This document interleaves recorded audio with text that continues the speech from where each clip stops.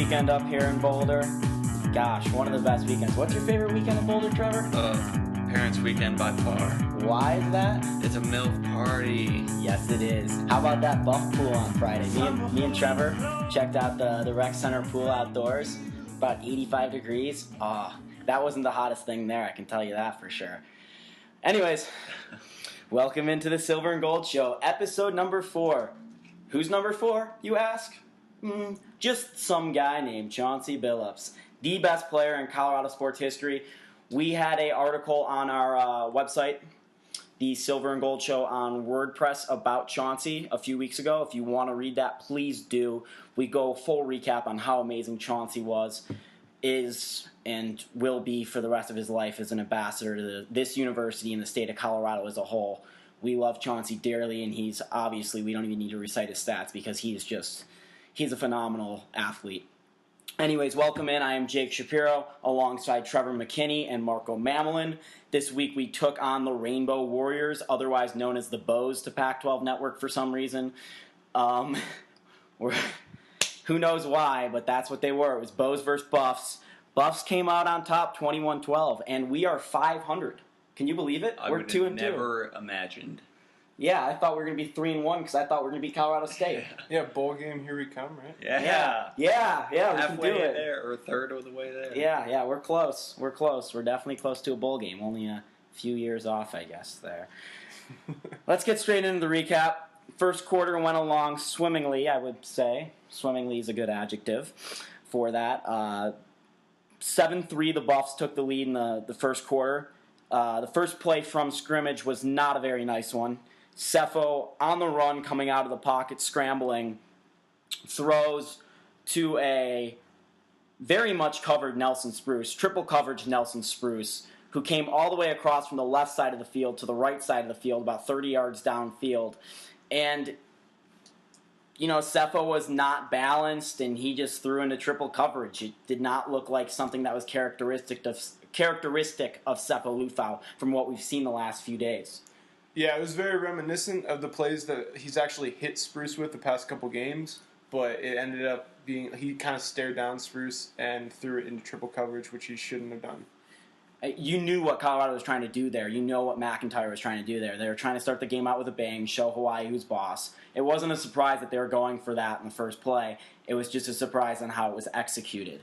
The other big play from the first quarter was the time Cepho did hook up to Spruce. He hooked up to Spruce time and time again in this game, but this one went for 71 yards. It was Spruce's touchdown on the day. Great play call for for what Hawaii ran. Hawaii ran a blitz, and every single player that went out for the pass for Colorado was open on the field. Nelson Spruce might have been the most covered guy, and still, he went for 71 yards on the play. Ball was slightly underthrown, but he adjusted really well and came down with it. And it was definitely mistimed by the cornerback. He definitely jumped a little early, but the ironic thing is that we picked up the blitz perfectly on that play. We had plenty of blockers, and somehow all the receivers were wide open in that 5-wide set. Yeah, very nice to start the game off 7-3. Right after that, the Buffaloes score on their next 2 straight possessions. So the Buffs scored on 3 straight possessions, all touchdowns. The next one was in the second quarter. Buffs outscored them 14-3 in the second quarter. But the first possession of the second quarter was a 8-play, 75-yard, 2-minute and 22-second drive, capped off by a 13-yard Shea Fields running play. Best play on the drive was they were 3rd and 10. I'm on TV right now. Yeah. We're watching the game on TV. Cool. Yep, I'm on TV. Anyways, best play of that drive was, it was a 3rd and 10, and the Buffaloes got a false start penalty, and we were backed up to 3rd and 15, and Dede Goodson got the ball thrown to him on the 3rd and 15. Cepho Lufau made a really good pass across the middle, and nice catch by Dede Goodson. Took a couple yards after the catch. Took a hit. took a good hit. Actually, the placing of the ball kind of allowed for the hit to be a lot less than it could have. Yeah, that's a good point. And very nice to move the ball 26 yards. And then, like I said, Shea Fields capped it off with a 13-yard rush. I think that was his first rushing TD of his career. Very, very interesting to see Shea Fields in that position because we talked about it. We wanted to see D.D. Goodson in that position. I think, Marco, you said this to me, that you don't want to see Shea Fields take a hit as a running back because we just want to see him stay healthy. He's too valuable to be used that way. I mean, definitely he ended up making a great play, but we have D.D. Goodson for that. Right. Yeah. And the run blocking has been very, very good from other wide receivers, and he didn't even get touched on that play. So if the run blocking continues to stay like that, I would be okay with seeing Shea Fields take a couple jet sweeps or reverses, just like Donovan Lee has. And then right after that, Buffaloes get the ball back, go 12 plays, 56 yards, over 4 minutes and 10 seconds. They started going for it on fourth down today, or Saturday. They had 3 fourth down plays where they went for it. One was a fake punt by Dara, which we'll get into in a minute. But this one was a fourth and 3, about midfield, and Kyle Slavin caught a 13-yard pass from Sefo Lufau. It was a design play where Sefo scrambled to the right. They loaded the right side, and Slavin snuck out of the backfield and just went off the left side.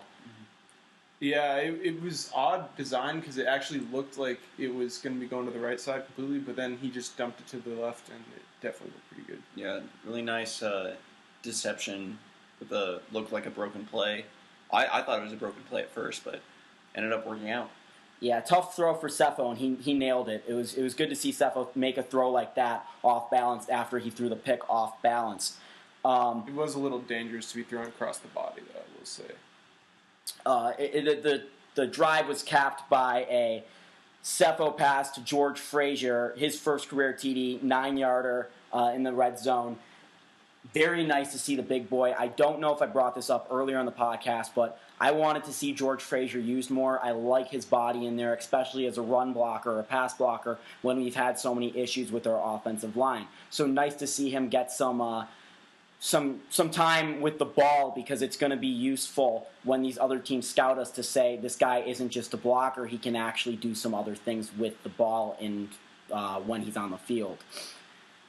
So score at halftime was 21-6. Stan started emptying out a bit because for once we were actually up by too much, I guess, which shouldn't have happened because every win at this point should be celebrated because it's going to be tough to win another game in the rest of the year, which we'll get into in a minute here. We're going through the ringer of it. Basically, this was the easiest portion of our schedule. At this point, up 21-3 at half, the Buffs did not score for the rest of the game. The Buffs really did fall apart. Their offense did in the second half. They didn't score, like I just said. Hawaii scored 6 points. In the third quarter, Hawaii came out with their backup quarterback, Jeremy Higgins, and he had a very, very nice pitch and catch. The wide receiver made a great dive and catch off of a throw where Jeremy Higgins put in a spot where only the wide receiver could get it. And right after that, Addison Gillum had been hurt with a concussion. He's day-to-day right now for the Cal game next week. Brady Day came and replaced him. And on 3 consecutive plays, Brady Day had an impact. The first play, he had like a tackle for a loss. Second play, he was all over the field. And then the third play, he had a sack. He really looked good, and that was a huge momentum killer in my mind and kept them to 3 points. The Buffs stopped Hawaii in the red zone all 3 times and kept them to field goals. They did not score a touchdown in this game, and that was the part of the game right there where you thought they were going to score a touchdown. And then right back again, Sefo throws a pick. Brady Day makes a great play once again to get in the backfield. And they were inside the own 10, and they were held to a field goal. And Hawaii ends up scoring their 12th point to make it 21-12. That Sefo pick that I just mentioned, he said after the game that he thought he was going to get a holding call on Nelson Spruce, but he got hit harder than Sefo's been hit, I think, all year, and it took a lot off of the ball. And, it really wasn't his fault, but yet again, sometimes he's just got to get the ball out a little bit quicker. His footwork has been a lot better this year. We've mentioned his progressions haven't been that great, but that was just a time where the defensive player just did not have – he was untouched and went straight into the backfield and hit the crap out of Sefo. Yeah, it was definitely – the team, it's a young team, and they kind of got beat on that play. So Buffs didn't score. Hawaii didn't score going in the fourth quarter. Again, 21-12. The best play in the fourth quarter was our Heisman Trophy candidate, Dara O'Neal's fake punt for 19 yards. He was actually the third leading rusher in this game. He barely got beat by Phillip Lindsay for the second leading rusher. We would have loved to see Dara lead the team in rushing yards because we know he's the best. In fact, Ryan Koenigsberg of Rivals this week asked Mike McIntyre, in the spirit of Hawaii, because Hawaii's punter also is their punt returner and wide receiver, if Dara O'Neal could return punts. And McIntyre was like, I don't know if he can catch, but he's certainly athletic enough. And we certainly saw that athleticism here on the fourth down play. It was nice to see them go for fourth down. We've talked about it.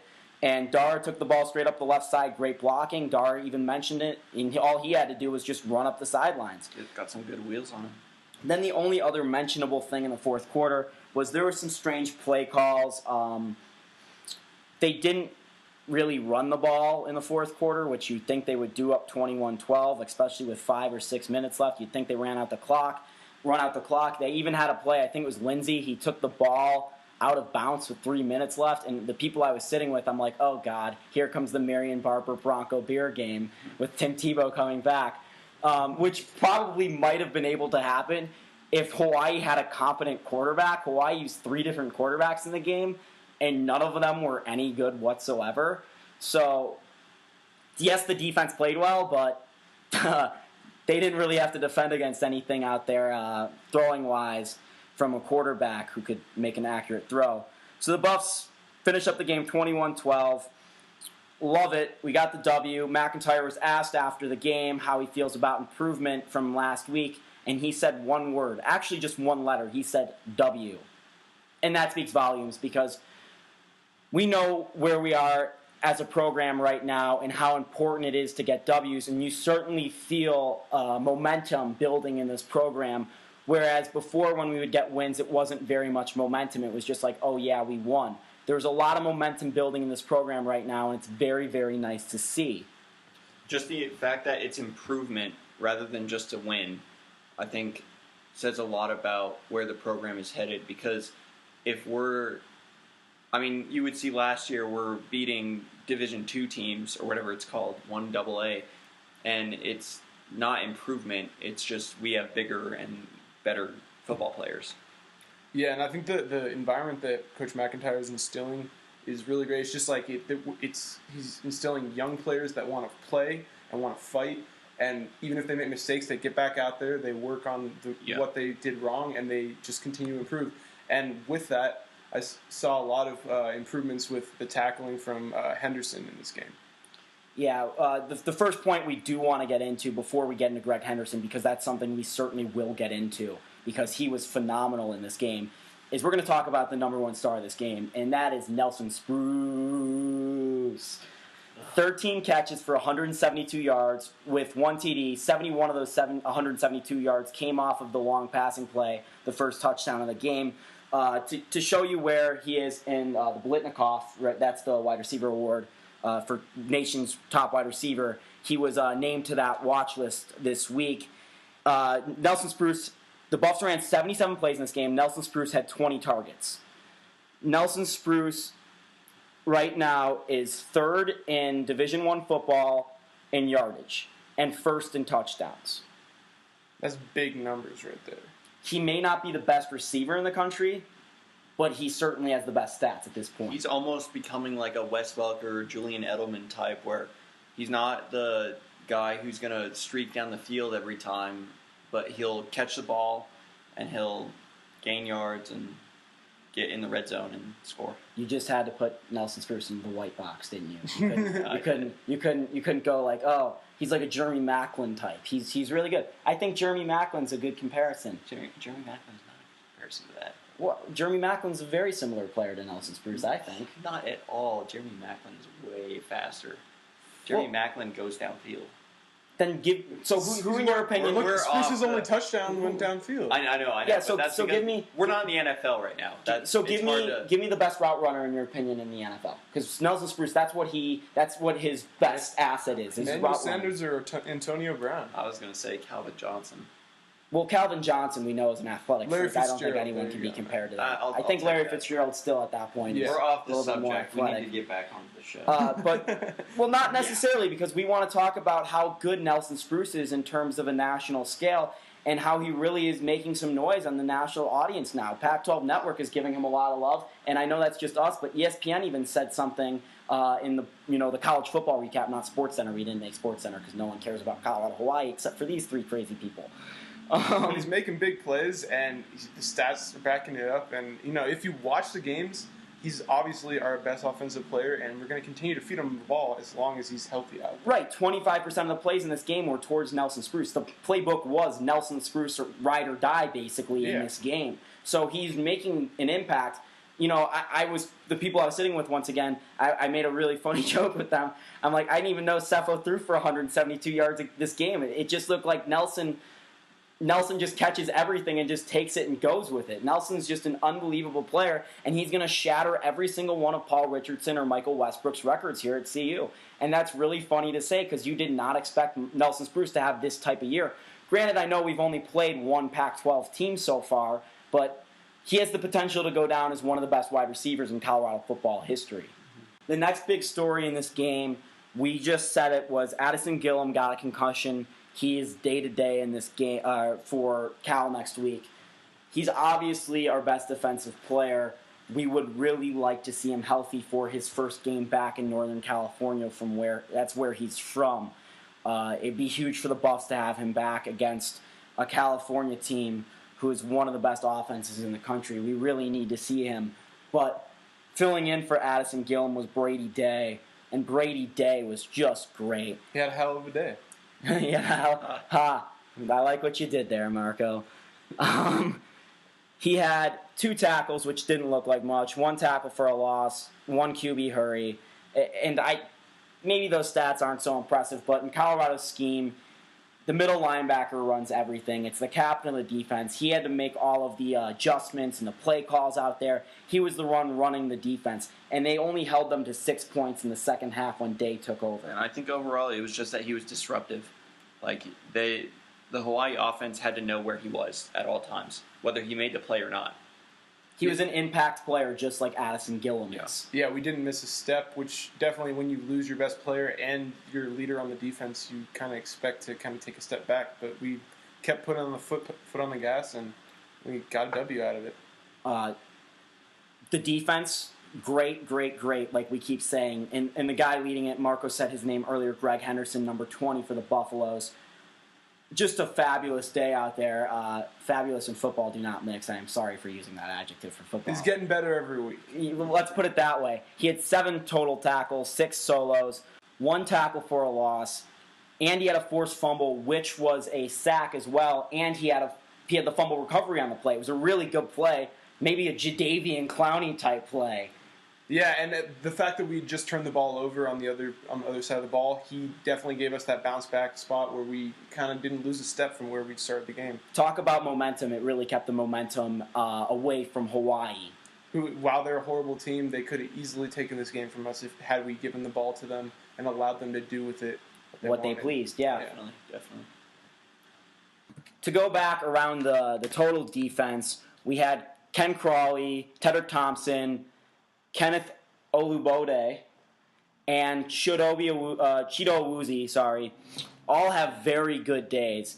Ken Crawley had 9 tackles, 1 pass breakup. He got beat, I think, once or twice, but he looked good in total. Tedder Thompson was all over the field again. He had an interception that really capped the game. Chido Awuzie, like we said, very, very solid last week. He just continues to do that. And Kenneth Olubode.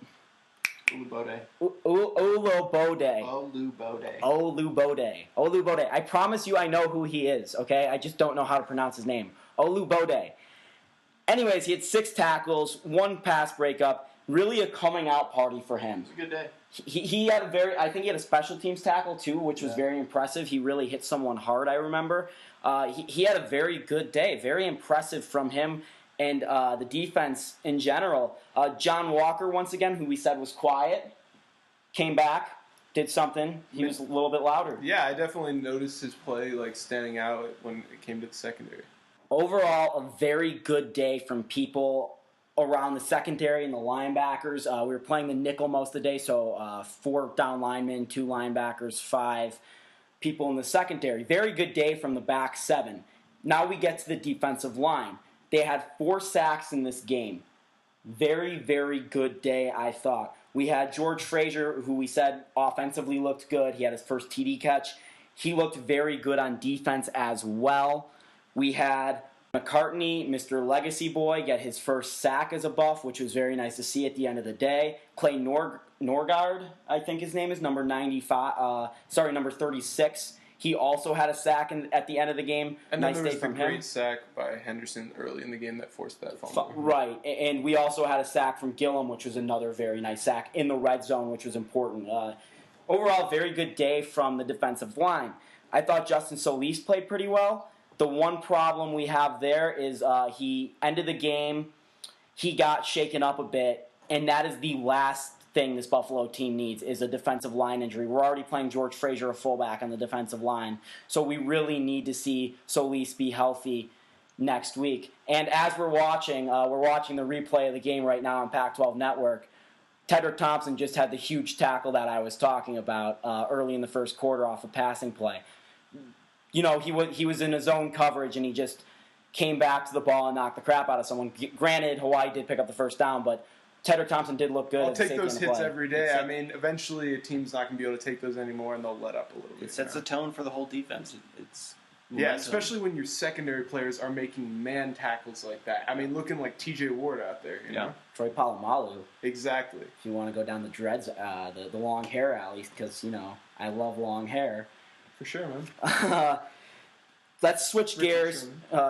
Screw Richard Sherman, okay? Oh, definitely. I mean, Stanford guy. That's why I screw Richard Sherman. Not because of the Broncos and the Seahawks, because of Stanford. And I want to kick the crap out of Stanford every time I see them because we are Colorado and they are Stanford. And, you know, Spencer Dinwiddie over Josh Eustace. And also, Andre Robertson probably going to get his job taken from Josh Eustace. Josh Eustace. What the Nuggets will take Andre Robertson any day. You know, rebounding is something you can't. Okay, let's completely switch gears and get into the offensive side of the ball with Seppo Lufau, who I wasn't completely impressed with him against Arizona State, but I didn't want to say anything on here because I thought in total he made up for it with his good play for the bad plays he made. I thought against Hawaii, his bad plays overshadowed his good plays, and that's the first time we can say that all season. He went 29 for 45 with 2 interceptions, 287 yards, 2 TDs, and he got sacked once. But overall, it was more about the look rather than the stats. Every ball that I saw, I thought it looked kind of strange. Like awkward. It wasn't accurate. It kind of looked duckish. It floated for a while. Just most of the balls that he threw weren't very Seppo. Yeah, and the thing I saw, again, I'm not trying to point out super big faults, but this is something that Seppo's definitely going to have to improve on. Especially going into Pac-12 play here. Yeah, absolutely. Is that I saw him literally staring down one receiver almost every play. Yeah. And while Nelson Spruce is an incredible player and so is Shea Fields, you got to be able to read progressions. And if the play changes up and something happens, you got to be able to act on the fly and make a great play. And not to say that Seppo can't, but in this game, he definitely was staring down the receivers. Right, and Nelson's getting double covered a lot. Shea has had 6 grabs in every game he's played in so far. But if Nelson's being double covered and Shea's on the other side of the field, and like we just said, Seppo's having problems with his progressions. His footwork has gotten better, like I just said.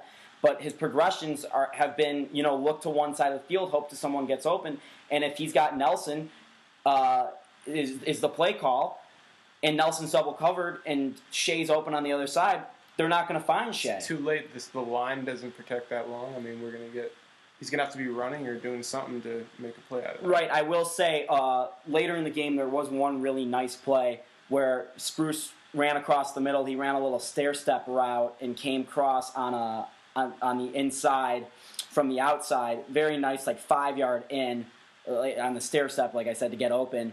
And the line held long enough for Nelson to get all the way from the outside of the field to the inside of the field, and Seppo was not staring him down the entire play. One of the only times I saw that all game where Seppo wasn't just picked aside and stayed there. besides when, he made that pass to Slavin when it was a fake and he knew he was going to go to the left side the entire time. Yeah. So overall, not impressed by Cepho. I don't think he took a step back or step forward, or it just wasn't impressive. And Hawaii's not anything special, so we could have definitely seen Cepho go for like 400 yards in this game, and the offense just completely blow them off. They were on pace to. They scored 21 points in the first half and then fell apart in the second half offensively. Yeah, it could have been a giveaway game, but luckily we made the plays that we needed to pull that one out. And we can look back at this game and be nitpicky about the plays. But overall, Cepho made enough plays and to win we got this the game. W. Yeah, that's all that really matters. We just need to get that confidence going into next week versus a really tough Cal team, and we just got to continue this momentum and build this Colorado spirit that I'm starting to actually get really into. And I'm starting to buy into Coach McIntyre's philosophy. And that was the main thing for this year, is buying into McIntyre. Last year was about stopping the bleeding and, doing whatever you could while stopping the bleeding. It didn't really matter. But this year is about buying into Coach Mac. And I think he's got the fans. He's got us. I think we're a fair representation of fans. Mm-hmm. He's got us. And it's obvious that he has this team. We saw on Pac-12 Network the video of him talking to the team after the game in a very nice speech. It wasn't like a rah-rah, inspiring speech necessarily, but it was something you could tell that the entire team had his back and was on the same page as him, and that was really cool to see. So we have everyone buying in. But to go into something more specific, we want to talk about the rushing attack. Colorado, by far, had the worst rushing day of the year so far. They only had 127 yards on the ground. They had the one rushing TD, which was from a wide receiver, Shea Fields. We saw Christian Powell go for 46 yards, his number, ironically. Still looked really good. Right, averaging 3.1 a carry. Not anything amazing, but I'll take 3.1 a carry any day. It looks good. The stats don't really matter. It's what looks. And he only had one loss, one rushing yards or a loss. So he was going forward every time he got the ball. But surprisingly, the fact that we were up in the game, normally you run the ball to kind of try to just get the game to roll on and everything, and we actually abandoned the run late in the game. Right, we had 77 plays, only 36 of them were rushes. Yeah, let's see a little more balance, especially with all the running backs that we have, and then we don't even really see Tony Jones being used, and not to say that we really needed to. Christian Powell's a great running back, but let's spread and Philip Lindsay's a good change of pace. He looked good in this game again. He got very few touches, though. But it's just when he gets the ball, he makes plays. Right. They came into this game, obviously, with the mindset they're going to throw to Nelson Spruce every time and trying to have Hawaii stop it. As we see Nelson Spruce on the screen go for 71 yards like we just talked about, which was awesome. But, Donovan Lee not really involved after making a lot of noise last week at Arizona State.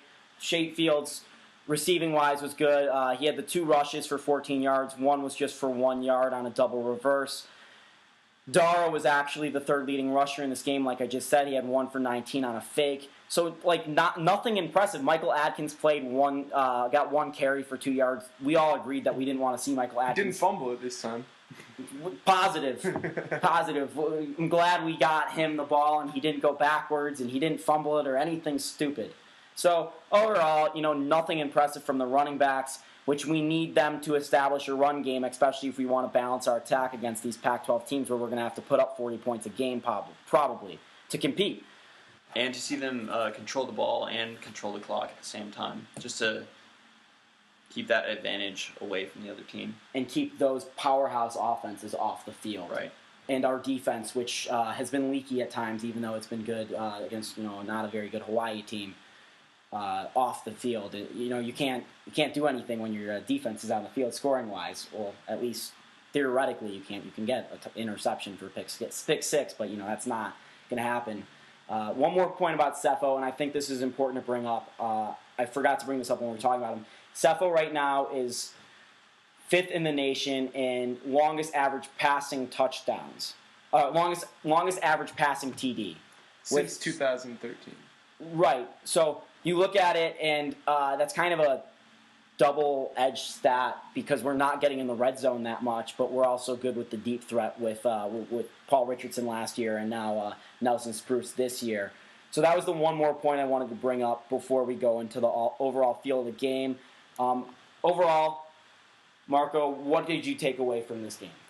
I mean, other than the W, I took away that we played well on defense. I mean, we weren't facing a juggernaut of an offense, but we definitely made plays when we needed to. And I saw a heart that I'm continuing to see every week get better and better. I'm seeing a group that is starting to learn like their strengths and weaknesses and playing off each other. And when Gillen went down, we had Day step up, and we definitely I like what I'm seeing from the defensive end. I think overall I was satisfied.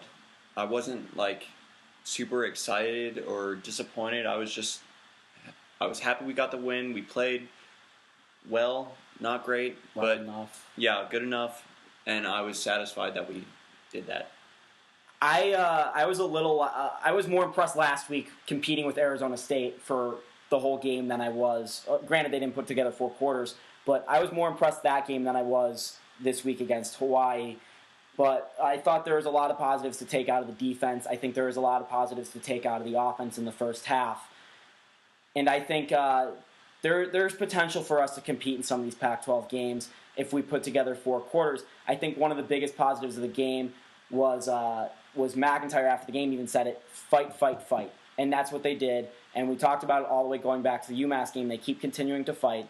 And another huge positive from this game was Brady Day showing what we have in terms of depth. We haven't had depth in the program in a couple years now. Since Hector was a pup.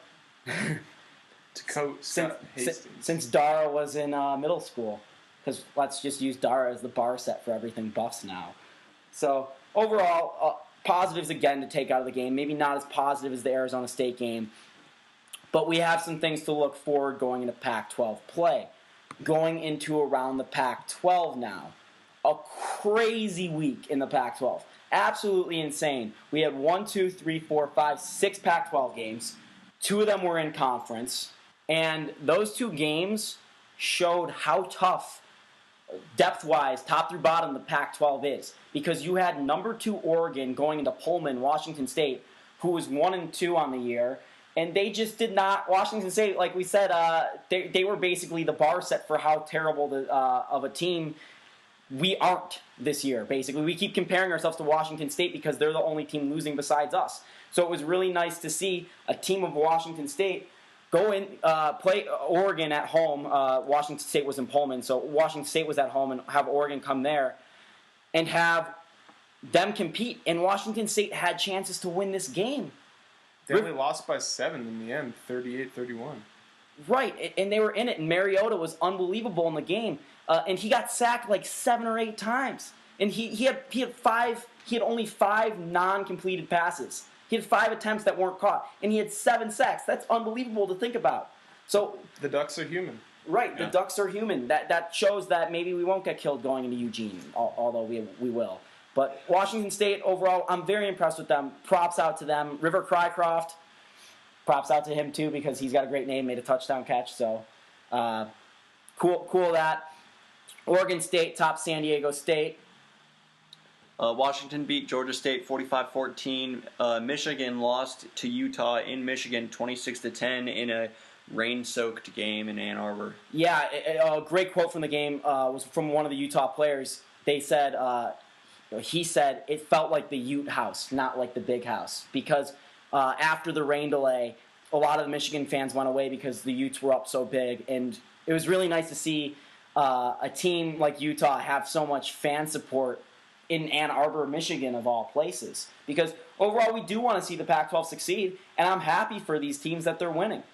To go into the game of the day by far the game of the day, maybe the game of the year, Arizona-Cal.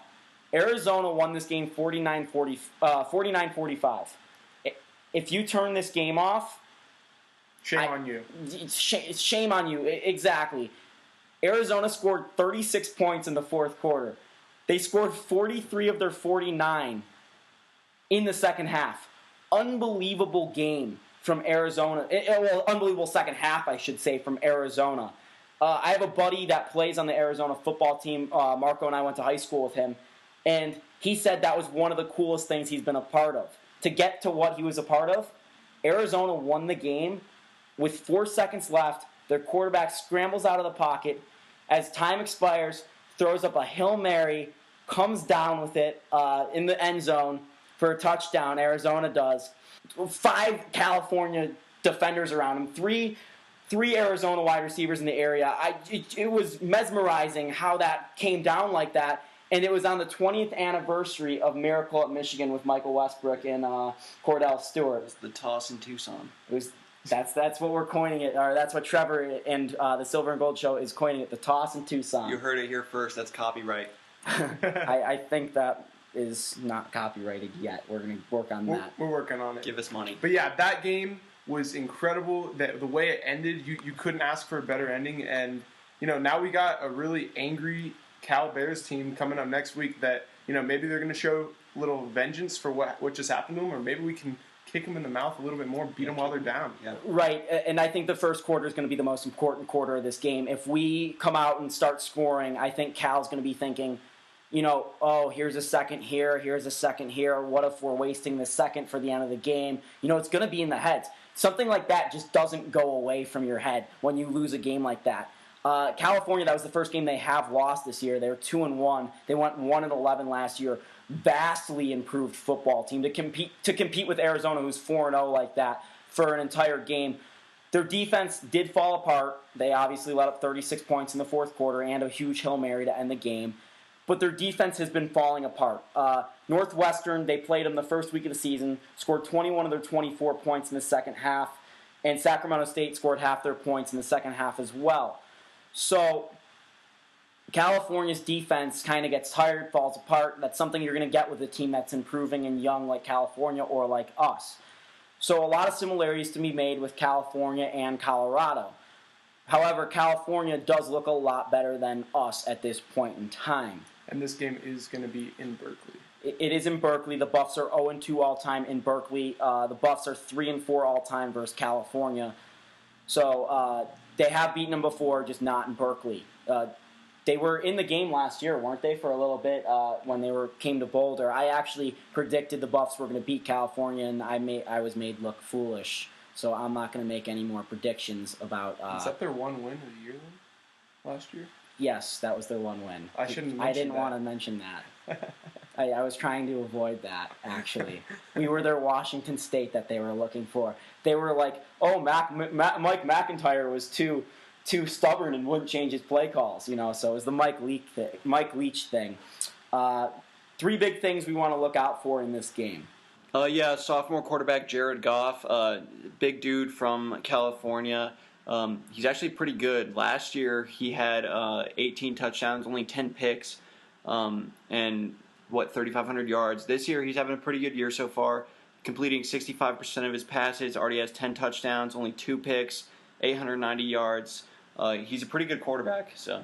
Yeah, last year for the Buffs he went 23 of 45 with 173 yards.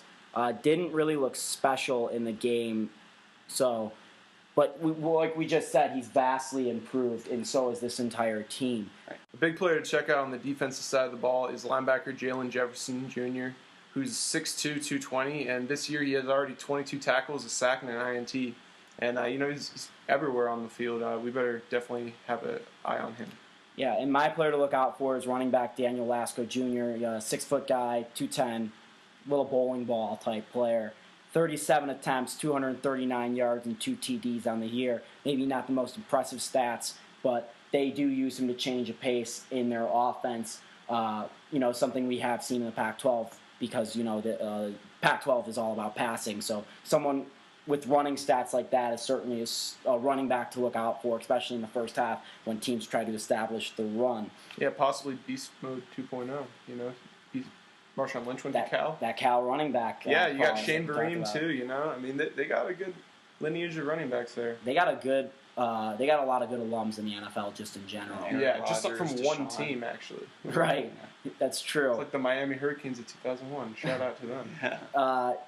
Let's get into prediction time now. Trevor's going to start us off with his prediction for the game this weekend. It's at 2 o'clock on Pac-12 Network, so be sure to watch that, or Buffalo's take on Cal and Berkeley. Trevor, what do you feel like how this game's going to go?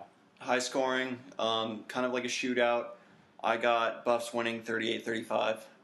I'm probably the odd man out here, but I have a good feeling about this week. I think Trevor sounds insane. Marco, what do you think? Well, this is going to sound slightly more sane, but along the same lines. I do have Cal winning. I mean, we are going to Berkeley. It's a tough place to play. But I have them winning 31-27. I think it's going to be a really close game. As Trevor said, it's going to be offensive battle. You know, we got some really great players on both sides of the ball. I don't know. We'll see how it goes. Tisk to both of you, because I think you guys are going to be very disappointed when we come in here next Sunday and shoot the podcast. I think I'm more of along the realistic line here and predicting the Buffs are going to go down 45 to 21. Negative Nancy over here. Well, everyone keeps telling me I'm negative. I'm just realistic. How about I'll make you a bet. If the Buffs win, you owe me a Chipotle burrito. Buffs. Okay. Well, I mean, like that's like a win-win for me. I either get a burrito or the Buffs win. So I'm not giving you a burrito. Oh, I don't get a burrito. Do I get like at least like a taco? Like, what are the odds here? Like, can I get like a taco for one burrito? Just to let people know, we don't just support Chipotle. Qdoba's kind of better. So come on. Oh, come on. We can't. Hey, we can't talk about this. This is not. He has got like a Qdoba bag here. Trevor's Twitter bio is his order at Chipotle. Yeah, someone from my school created Chipotle, and that's still good at Qdoba. What does that say? It says that you don't know what you're talking about, and maybe we should ban you from the podcast. Says maybe my taste buds know shit. Speaking of taste, and we're going to go into Colorado basketball, and they have a fabulous taste for recruits. I got to stop using the word fabulous in this podcast. They have a phenomenal taste for recruits.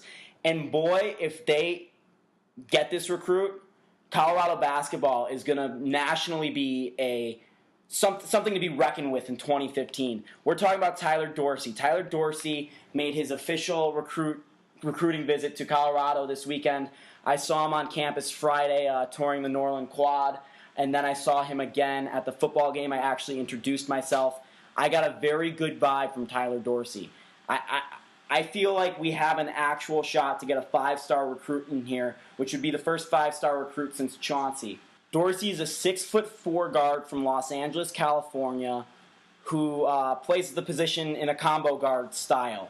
Right now, Rivals is reporting him as being the 3rd or 4th best guard in California, 5-star all the way, and he has visited, or he's going to visit Kansas October 10th and Arizona State October 17th, and later in the month, Cal. He earlier visited Oregon, and he has an unofficial visit to UNLV. We have a legitimate shot to get this guy, I think. I think it's about 1 in 20 shot to get him. That's actually legitimate in my mind, a 1 in 20 shot. And, I feel good about it. I just don't feel good about someone with Bill Self knocking on their door, literally, because Bill Self came to his house to meet with him. If Bill Self's knocking on your door, that's hard to turn down. Or if Phil Knight with Oregon is knocking on your door, that's hard to turn down. I agree, but I gotta say, he couldn't have come at a more perfect weekend. It was beautiful here in Colorado. We got a win for the football team. It was milk weekend. You compare the campus of CU to the campus of Kansas, and enough is said right there. Like, you got cornfields or Flatirons. You tell me which is better. Yeah, it was funny because Dorsey had a gigantic sweatshirt wrapped around him, like he thought it was going to be cold, and it was like 85 and sunny at the football game. I actually am completely sunburned from the football game. So it was really funny to see. Maybe I should not have worn a Spencer Dinwiddie jersey to the football game. But, that's on me. Not a very good choice. Obviously, this guy's going to make a good choice when he decides to come to Colorado. And we would love to see him here. Just going over in my head, at point guard, you got Collier or Talton, and then you got Dorsey, then you got Johnson, then you got Gordon and Scott as our top 5. 2015, oh my God. And the bench hasn't even been mentioned. It's the depth is overwhelming. You got Fortune, you got Talton probably on the bench, and then you got Hopkins, you got Thompson, and then you have Fortune coming in. Oh man! And everyone's been beefing up. They're getting more chemistry. I mean, let's not hold off on the football. But how fun is it to talk about Colorado basketball? Oh my God! It's hard to not talk about it all the time because they're just going to be so damn exciting. We are completely giddy about it, and we are so excited. The schedule was announced. The complete schedule with the Pac-12 schedule was announced this week. We open up against Drexel November 14th. We already knew that. what we didn't know was our Pac-12 schedule. We open up Pac-12 play on January 2nd against UCLA. I thought we kind of got a little bit boned there by the Pac-12 because our students won't be in town when we take on UCLA, and that has the potential for both teams to be ranked at the time. Last year we went 23-12 and 10-8 in the Pac-12.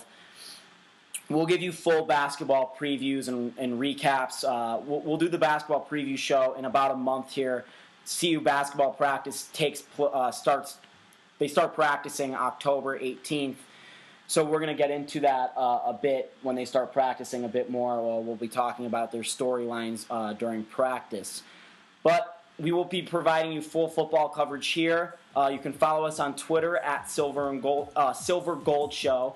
You can follow us on WordPress, which is our website, Silver and Gold Show. We are on Stitcher now. We are on iTunes. We are on SoundCloud. And we are on Podbean. Well, that'd be awesome if you're on the move. We're kind of on Mars by relation because we sent that satellite into Mars. So, we're out in space too, I guess. So that's it for the Silver and Gold Show. I'm Trevor McKinney. I'm Marco Mamler. And I am Jake Shapiro. We will see you next week when we recap the hopeful win in Berkeley against Cal. Go Buffs. Have a great weekend. Go Buffs. You say